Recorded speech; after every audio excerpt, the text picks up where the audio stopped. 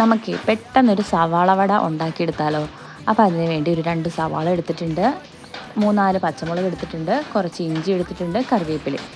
ഇനി കുറച്ച് ഒരു 2 സ്പൂൺ മൈദപ്പൊടിയും ഉപ്പും പിന്നെ ഒരു 1/2 കപ്പ് അരിപ്പൊടിയും പിന്നെ കുറച്ച് കായം, ഇത്രയും കൂട്ടി നന്നായിട്ടൊന്ന് ഇളക്കി വെക്കുക. പിന്നെ അതിനകത്ത് കുറച്ച് മസാല കൂടി ഉണ്ട് കേട്ടോ. കുറച്ച് കാശ്മീരി ചില്ലി, മഞ്ഞൾപ്പൊടി, ഒരു നുള്ള മീറ്റ് മസാല, ഇത്രയും കൂടി ഇട്ടിട്ട് നന്നായിട്ടൊന്ന് ഇളക്കി കൊടുത്ത് കുറച്ച് വെള്ളം കൂടെ ചേർത്ത് കൊടുക്കണം കേട്ടോ. എന്നിട്ട് ഇങ്ങനെ അതിന് ഒട്ടുന്നൊരു പരുവിൽ ഉണ്ടയൊക്കെ ഉരുട്ടാൻ പാകത്തിന് കിട്ടിയ ആ ഒരു പരുവത്തിൽ അതിങ്ങനെ കുഴച്ചെടുക്കണം. എന്നിട്ട് നല്ല ചൂട് വെളിച്ചെണ്ണയ്ക്കകത്തേക്ക് എന്തെണ്ണ വേണം എടുക്കാം കേട്ടോ.